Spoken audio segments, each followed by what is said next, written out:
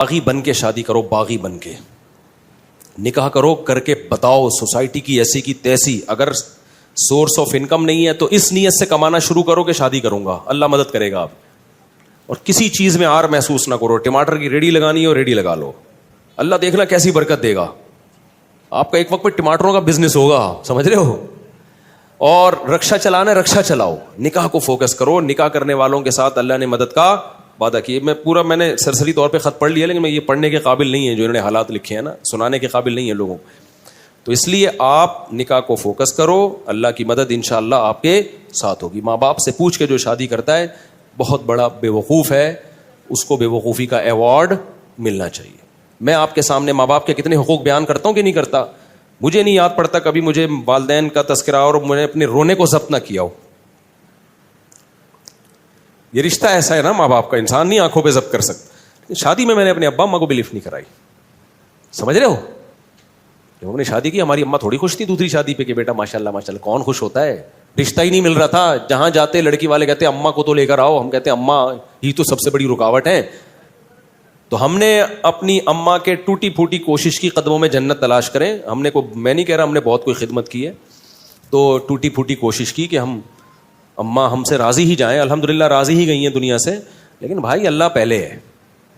تو اللہ میاں نے کہا ہے کہ جو ہے نا یہ ماں باپ تمہیں آخرت میں عذاب سے نہیں بچا. نکاح ہم اللہ کا حکم سمجھ کے کرتے ہیں, امی کے کہنے پہ بولو نہیں کرتے, کلچر کے کہنے پہ تھوڑی کرتے ہیں. تو شادی ایسی کی تیسے میں نے کر لی. اماں بہت غصے ہوتی تھی, میں اماں کے پاؤں پکڑنے جاتا تھا, رشتہ ہی نہیں دے رہا تھا نا کوئی. مسئلہ یہ تھا کریں کیسے, خالی نظریے لے کے گھوم رہا تھا میں. ٹھیک ہے, لوگ سن کے کان پک گئے تھے, یار مفتی صاحب دوسری شادی ہر وقت تو کر لو نا. ابے میں نے کہا وہ رشتہ ہی نہیں دے رہا تو کہاں سے کریں, کیوں نہیں دے رہا بھائی. کہیں طلاق یافتہ بیوہ کہیں بات چلاؤ, بولتے اپنی اماں کو تو بھیجو. اماں جانے کے لیے ایگری نہیں ہے, اب بیوی کو تھوڑی لے کے جائیں گے دوسری شادی کے لیے, وہ تو ویسے ہی ایگری نہیں ہوتی. لے کے کس کو جائیں, کوئی جا ہی نہیں رہا. تو بہرحال پھر میرے بڑے بھائی کو ہم نے غیرت ویرت دلائی تھوڑی سی. بڑے بھائی کو نا, ان کو اس وقت تو تھوڑی سی غیرت آئی. جب شادی کے بعد مسائل آئے ہیں نا, تو وہی انہوں نے بھی میرے اوپر نزلہ گرایا, اس نے مروایا, مجھے بھی اس نے مروا دیا. ان کو نہیں پتا تھا اتنا سخت ریئیکشن ہوگا کہ میں بھی پھنسوں گا اس میں. تو اور میرے دو بھائی آخر میں ایگری ہو گئے تھے, چلو ٹھیک ہے کر لے یار. ایک بھائی نے بات کی جو میری اہلیہ ہے نا, ان کے والدین سے, ہاں چلے ٹھیک ہے اب کرے گا. تو یہ ان کو یہ ڈر تھا کہ یار اگر میں انوالو نہیں ہوں تو پتہ نہیں کہاں کر لے جا کے, یہ کوئی آڑا ترشا کوئی خاندان میں کوئی ایسی چیز نہ. وہ راضی نہیں تھے وہ بھی, لیکن وہ اس لیے ہو گئے کہ یار یہ ڈھیٹ آدمی ہے, یہ کر کے چھوڑے گا. تو اب اگر ہم انوالو نہیں ہوئے تو پتہ نہیں کوئی اٹھا کے آڑے ترشا ہمارے خاندان میں بدنما کوئی دھبا نہ لگ جائے نا, کوئی منہ دکھانے کے قابل نہ رہے خاندان میں. تو ابھی کم از کم کسی اچھی جگہ پیغام بھیجا ہوا ہے اس نے خاندانی لوگوں میں. تو اس لیے وہ نہ چاہتے ہوئے آ گئے, لیکن عین وقت پہ وہ بھی مکر گئے, عین وقت پہ. اور پھر کیا ہوا, جو چھوٹے بھائی کو میں نے کہا تو آ جا نکاح میں, کوئی تو ہو جس کو میں شادی میں بٹھاؤں. تو اس نے کہا میں آ رہا ہوں. عین وقت پہ وہ کمبخت بھی نہیں آیا. میرا بھائی ہے, میں تو کہہ سکتا ہوں نا, چھوٹا ہے, کمبخت ہے نہیں, بڑا نیک آدمی ہے, لیکن میرا تو حق بنتا ہے نا. عین وقت پہ وہ بھی مکر گیا, نکاح نامہ لے کے گھوم رہا.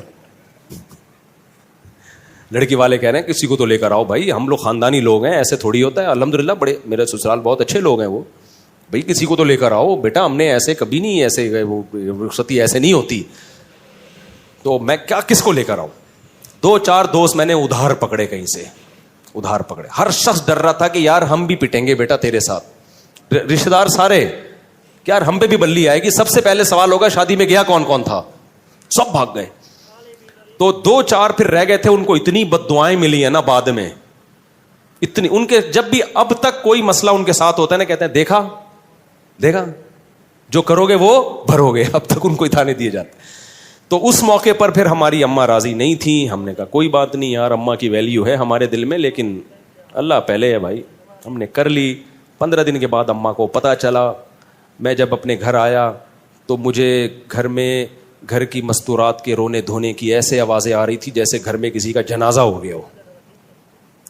میری والدہ بھی رو رہی ہیں, سب بہنیں بھی رو رہی ہیں. ہائے یہ اب شادی ہوئی ہے یار, چلو بیوی روئے سمجھ میں آتا ہے, اس پہ سوکن آئی ہے نا, سارے ہی رو رہے ہیں.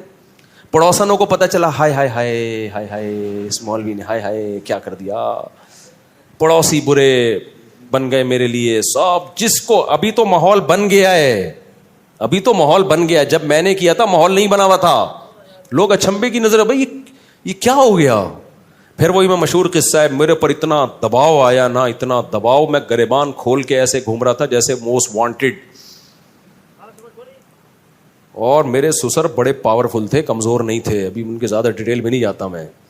اور جو ہے بہت کچھ تھا, بھی کیا بتاؤں یار, اچھا نہیں ہے نا, پھر وہ لوگ بھی بولیں گے بھائی تو کیا کر رہا ہے. تو یہاں تک ہوا کہ پھر میں استاذ محترم حضرت مفتی ابو لبابہ صاحب کے پاس گیا. اتنا ٹینشن میں تھا میں نے کہا, انہوں نے کہا کیوں آئے ہو, پہلے کبھی اس سلسلے میں حاضر ہوئے نہیں کسی غم میں. تو میں نے کہا دوسری شادی میں نے کی اور بہت ٹینشن ہے یار, بہت دباؤ ہے میرے اوپر, کیا کروں. انہوں نے لفٹ ہی نہیں کرائی مجھے.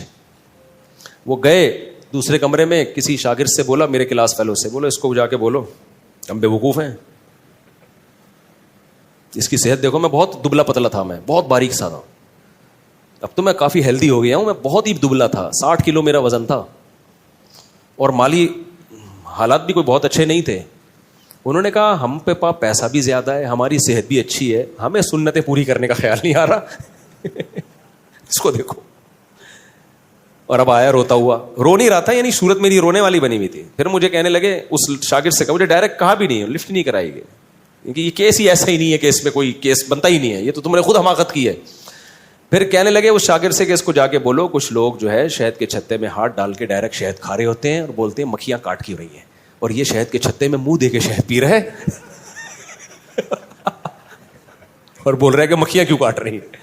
میں نے کہا اب ساری زندگی کے لیے گالیاں تمہارا مقدر ہے, ہم تو بالکل ہی منہ ہمارا اور چھوٹا سا ہو. تو اماں کے یہ حالات. پھر جب زیادہ غم آتے ہیں نا انسان پر, تو اس کو انجوائے کرنا شروع کر دیتا ہے. یا تو میں ڈپریشن میں چلا جاتا, سر جا کے پھوڑ دیتا اپنا, خودکشی کی طرف جاتا, یہی ہوتا نا, ہر طرف سے بے عزتی ہو رہی ہے. یا میرے پاس ایک راستہ یہ تھا, ایسی کی تیسی, بھاڑ میں جائے یار. پھر ہم نے یہ کیا, ہم نے کہا جاؤ. میں جب دلائل میں غور کرتا تو دلائل میں ہمارا پلڑا کیا تھا, بھاری تھا. پھر ہم نے گریبان جان کر کھولا, پہلے تو ٹینشن میں کھولا ہوا تھا نا. ہم نے کہا ہم شریف آدمی ہیں ہی نہیں. لوگ کہتے تھے نا تم مولوی ہو کے, شریف آدمی ہو کے, اللہ کا شکر ہے ہماری عزت تھی, عزت دار گھرانے سے ہو کے شریف آدمی ہو کے. میں نے کہا کس نے کہا میں شریف ہوں, میں تو بدماش آدمی ہوں.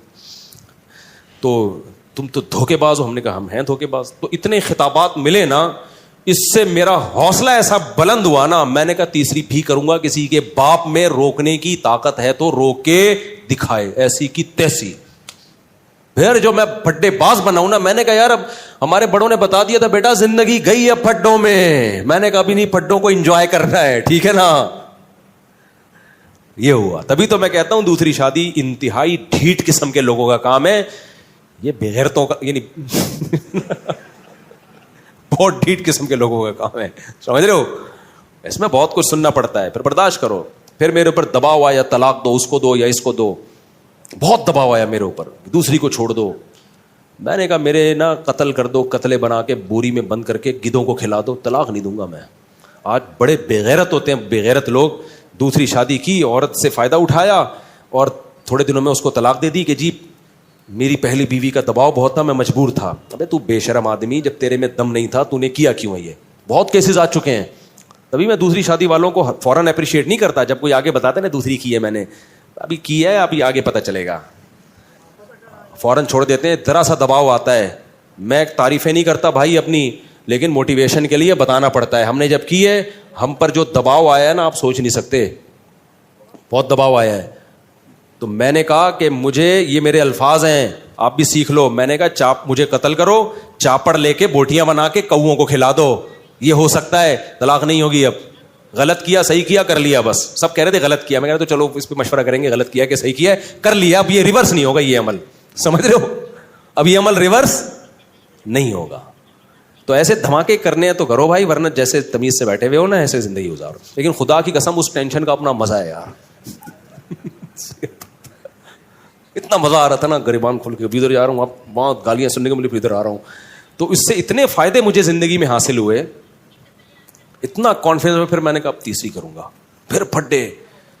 ابھی میرا بیٹا مجھے کہہ رہا ہے ابا میری شادی کر دو, زبان سے نہیں کہہ رہا, ادھر ادھر سے اشارے کروا رہا ہے. تو میں نے پتا ہے کیا کہا ہے, میں کر دوں شادی, مجھے کوئی وہ نہیں ہے, میں بچوں کی شادی بر وقت کرنے کا قائل ہوں. ہاں میں لوگوں سے یہ کہتا ہوں کہ بچے میں اگر ذرا سا بھی خطرہ ہے نا کہ باپ پہ بوجھ بنے گا, پھر اپنے خرچے پہ نہیں کرو, کیونکہ بعض بچے ابا کے خرچے پہ کر کے پروڈکٹ ہر سال آتی رہے گی ان کی, وہ سارے خرچہ کون اٹھائے گا, وہ اپنی ذمہ داری نہیں اٹھاتے. تو پھر ایسے میں ماں باپ کو کبھی ترغیب نہیں دیتا کہ اپنے خرچے پہ بیٹوں کی شادی کرو. ہاں بیٹا سمجھدار ہے, آپ کو پتا ہے کہ یہ اپنی ذمہ داریاں پوری کرے گا, ابھی بے روزگار ہے, کل روزگار لگ جائے گا, تو پھر باپ کو چاہیے کر دے. لیکن مسئلہ میرے ساتھ ایک یہ آ رہا ہے کہ یار اگر میں اپنی بہو ابھی اسی گھر میں لے آؤں اور ساس بہو کے جھگڑے ہو گئے شروع, تو اپنے جھگڑے تو انسان نمٹا سکتا ہے, دوسروں کے نہیں نمٹا سکتا. تو پھر میں اپنے بارے میں بولتا ہوں تیرا کیا ہوگا کالیا, یعنی میرا کیا ہوگا کالیا, کیونکہ میں نے پہلے دوسری کی, پھر پھٹے ہوئے, پھر تیسری کی, پھر دوبارہ سے دونوں کے الگ سے پھٹے شروع ہو گئے, پھر چوتھی کی, پھر تینوں کے پھٹے. اب میں جا کے میری زندگی تھوڑا سکون میں آئی ہے, پھٹے مڈے ختم ہوئے, اب میں بہوؤں کے پھٹے شروع کر دوں, نہیں سمجھ میں آ رہی میرا خیال ہے. کیونکہ اب میں لے کر آیا تو میری بیگم کا پھٹا ہوا میری بہو کے ساتھ. مرد نہیں جھگڑے میں کرتا یار, مرد کا سسر کہے گا بہو سے کی خدمت کرنی ہے بیٹا کر لو, اللہ تمہیں جنت دے گا, نہیں کرنی تو بھاڑ میں جاؤ یار, ایسی کی تیسی. مرد اس چیزوں میں اگنور کر لیتا ہے. خواتین کے بڑے مسائل ہوتے ہیں, خواتین کے مسئلے ہوتے ہیں کہ جب آپ گھر پہ آؤ گے, آپ کی بیگم آپ سے بولو گی بہو نے آج مجھے یہ ٹکا سا جواب دیا ہے, کیا یہی تعلیم ہے شریعت میں؟ تو میں بہو سے پوچھوں گا کہ بھائی ٹکا سا جواب دیا ہے, جھوٹ بول رہی ہیں یہ جھوٹ بول رہی ہیں, آپ جھوٹ بول رہی ہیں, میں کہ جھوٹی ہوں؟ بھائی وہ جھوٹی نہیں ہے, وہ سچی ہیں. پھر آپ اس سے پوچھو گے کہ خدا کی قسم پاگل ہو جاؤ گے نا, الٹے لٹک کے مر جاؤ گے, یہ فیصلہ کرنا کہ ان میں صحیح کون ہے غلط کون ہے, برباد ہو جائے گی تمہاری زندگی. سارے جمعے اتوار کے بیانات ختم, مسائل کے سیشن ختم, میں ساس بہو کے جھگڑے ہی بیٹھ کے نمٹاتا رہوں گا.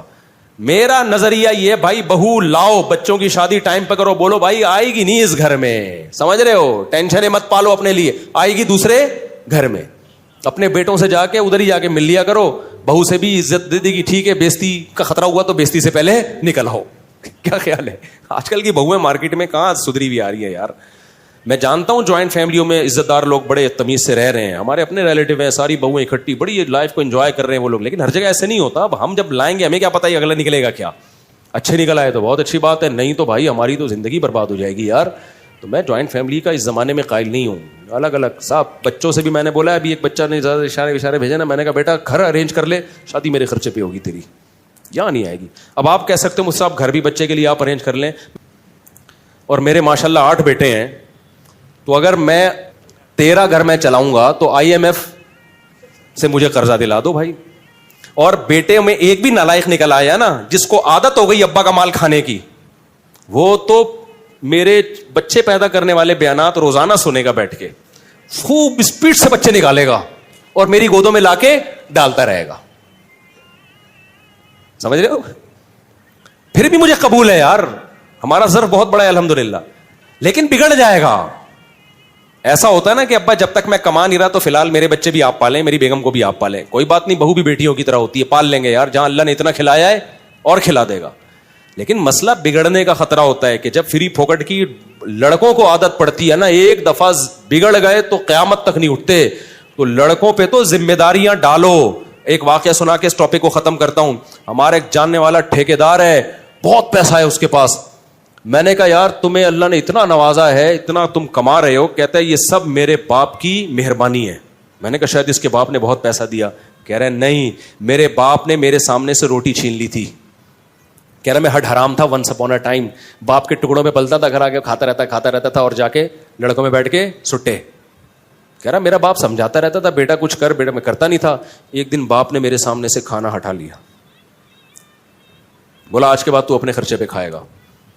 کہہ رہا اس وقت تو مجھے بڑی بے عزتی, لیکن باپ نے میری خیر خواہی میں کیا, سمجھ رہے ہو, مجھے اپنے پاؤں پہ کھڑا کرنے کے لیے. کہتے ہیں نا مجھے چلنا سکھانے کو سہارا چھین لیتا ہے. بچوں سے بعض دفعہ سہارا چھینا جاتا ہے تاکہ اپنے پاؤں پہ چلنا سیکھیں. بچہ سمجھتا ہے میرا باپ ظالم ہے, مجھ سے بیساکھی چھین رہا ہے. بھائی ڈاکٹر یا باپ بیساکھی آپ سے اس لیے نہیں چھین رہا کہ آپ کو وہ گرانا چاہتا ہے, وہ آپ کو اپنے پاؤں پہ کھڑا کرنا چاہتا ہے. بعض دفعہ اللہ کی طرف سے ایسے حالات آتے ہیں کسی نوجوان پہ کہ وہ اسٹیبل ہو جاتا ہے, وہ اپنے پاؤں پہ کھڑا ہو جاتا ہے. تو شاعر نے اسی کو کہا مجھے چلنا سکھانے کو سہارا چھین لیتا ہے. اللہ بعض دفعہ سہارا چھینتے تاکہ تم خود چلنا سیکھو.